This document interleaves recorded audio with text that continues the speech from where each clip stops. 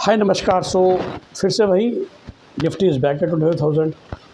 तो जब परसों संडे को बजट पेश किया तो मार्केट गिर गई। और भाई जो मार्केट को फॉलो करते हैं, ये हो गया है जी, वो हो गया, बेसिकली सिक्योरिटी ट्रांजेक्शन टेस्ट बढ़ाया गया था और उसके इमीडिएट इम्पैक्ट में कुछ शेयर्स डाउन हो गए, राइट। या मार्केट फिर से 1.5% डाउन थी, मार्केट क्रैश हो गई, मार्केट क्रैश हो गई, मार्केट क्रैश हो गई। अब पता नहीं क्या होगा, एक्सेट्रा एक्सेट्रा एक्सेट्रा। और आप देखें तो with in I think one day the market is back at 25,000। तो अगेन हम रिपीटिंग की ये छोटी मोटी घटनाओं से इंडियन स्टॉक मार्केट को फ़र्क नहीं पड़ता। फ़र्क बस वही पड़ता है जो लोग ऑपरेटर्स होते हैं, जो प्ले करना चाहते हैं, एक बैड न्यूज़ को दिखा के शॉर्ट सेलिंग कर दी होंगी, कल बाय बैक कर लिया और फिर से। क्योंकि आई अगेन रिपीट, निफ्टी या Sensex represents the overall stock market. ठीक है, फिर जब मैं जिनको स्टॉक मार्केट से कमाना है बोलते हैं अरे भाई निफ्टी तो कुछ स्टॉक्स हैं, लेकिन वो निफ्टी या सेंसेक्स क्यों बनाया गया था कि इट रिप्रेजेंट्स ओवरऑल इकोनॉमी।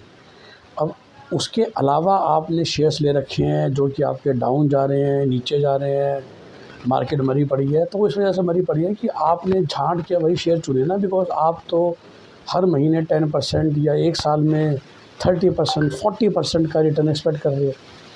अगर आप स्टॉक्स को भी, मैं कह रहा हूँ स्टॉक्स को भी अगर आप ऐसे देखोगे ना कि if FD is giving me 7% return, let's say mutual fund generally should mirror Nifty, right. तो अगर निफ्टी साल में 10% बढ़ रहा है तो चाहे आप उसको सिप कह लो, चाहे आप उसको म्यूचुअल फंड कह लो, वो आपको 10 से 11% ही बढ़ेगा, बहुत फ़र्क नहीं पड़ेगा।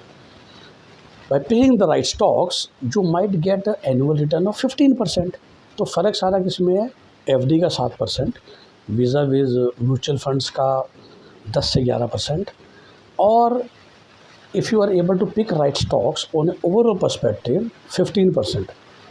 बट आप में से कितने लोग हैं जो इस वीडियो को सुन रहे हैं जो 15% की रिटर्न को लेके खुश हैं? कोई नहीं। हम तो स्टॉक मार्केट में इसलिए हैं ना कि हमें आज अगर लाख रुपए लगाएं तो महीने के अंदर अंदर 2 लाख हो जाएँ, या 1,10,000 तो हो जाएँ, या 1,20,000 रुपये हो जाएँ। पर 2 लाख लगा के 50,000 की रिटर्न आ जाए, मतलब 25% रिटर्न।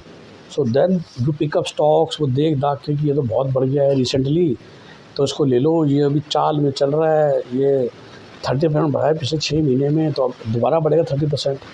वो 30% क्यों बढ़ा था, वी नेवर नो। क्या वो कंपनी के fortunes, fundamentals, revenue, cost function, business model इतना इंप्रूव हो गया कि वो इतनी छलांग मार दे, या कुछ और हिडन कारण थे, विच इज़ मोस्टली मैं हमेशा कहता हूँ ऑपरेटर ड्रिवन और बिग एफआईआई या म्यूचुअल फंड ड्रिवन। अरे जिस शेयर को एफआईआई या म्यूचुअल फंड खरीदने लग जाते हैं वो तो वैसे ही बढ़ जाएगा और फिर वो घट जाएगा जब वो बेचेंगे। सो बस बार बार मैं आपको ये वीडियोज़ कुछ टाइम बाद इसलिए बनाता हूँ कि overall it is not going, चिंता मत कीजिए। और जो मैंने आपको लास्ट वीडियो में भी कहा था कि आप स्टेट बैंक ऑफ इंडिया का लेके रखिए ना, आप हिंडेल्को का लेके रखिए, आप इन्फोसिस का लेके रखिए, और आपको साल का 15% रिटर्न एवरेज मिल जाएगा तो अगले 3 साल में। विच मीन्स कि अगर आज एसबीआई 1,000 रुपये पे है, मोटा मोटी मैं कह रहा हूँ, तो 1,500 रुपये पक्का हो जाएगा फरवरी 2029 में। और it is still a very very good return, isn't it? Very good return.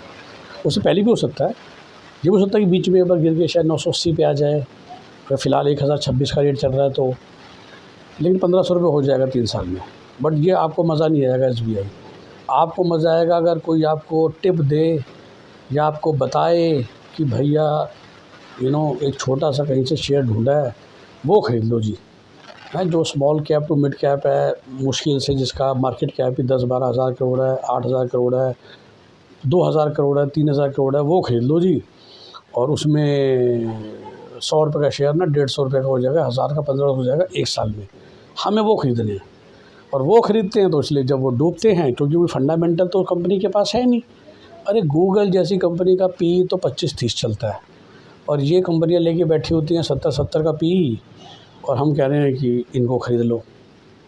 तो एसबीआई ख़रीदिए और फिर मुझे बताइएगा कि स्टॉक मार्केट क्या वाकई बर्बाद हो गई है, ख़राब हो गई है, अगर आप बैंकिंग की बात कर रहे हैं, ठीक है ना। और जो एक रीज़नेबल है, सॉलिड कंपनी, स्ट्रॉन्ग कंपनी जो अपना परफॉर्मेंस कर रही है, हुंडई मोटर्स का देखते हैं ऐसे बार, जबकि वो उसमें नहीं है, राइट। आप हुंडई मोटर्स इंडिया, मतलब आप ये सोचिए कि जहाँ पर ये आती है जिस कोरियन कंपनी, वहाँ पर तो बेचारे का मार्केट शेयर भी है 11, इंडिया ने फिर भी दे रखा है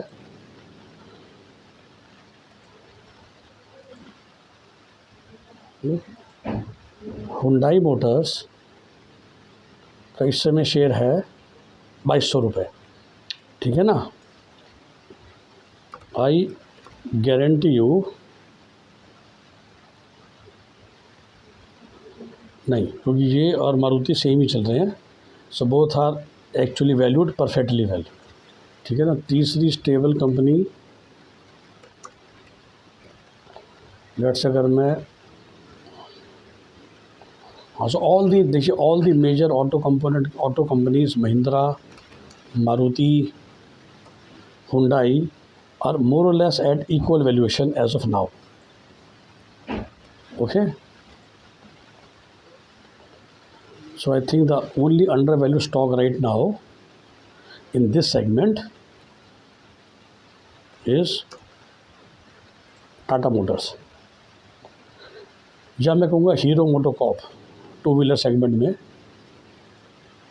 हीरो मोटोकॉर्प जो ऑलरेडी 5600 रुपये पे है, but again but we think कि अब और ऊपर क्या जाएगा।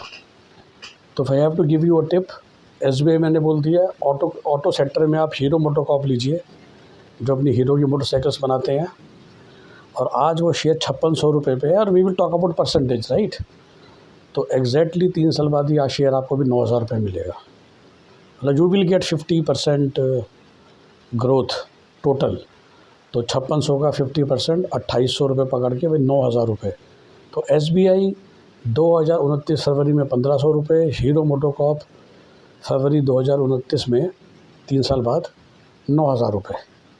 आप पक्का लेके चलिए, इनको लीजिए ना, बजाय के उन शेयर्स को लेने के जो आप चाहते हैं कि 6 महीने में ही, 3 महीने में ही डबल हो जाए। ये सारी प्रॉब्लम आती है। तो इस तरह से सोच समझ के लॉन्ग टर्म इन्वेस्टमेंट करेंगे तो शेयर मार्केट कोई बुरी बात नहीं है।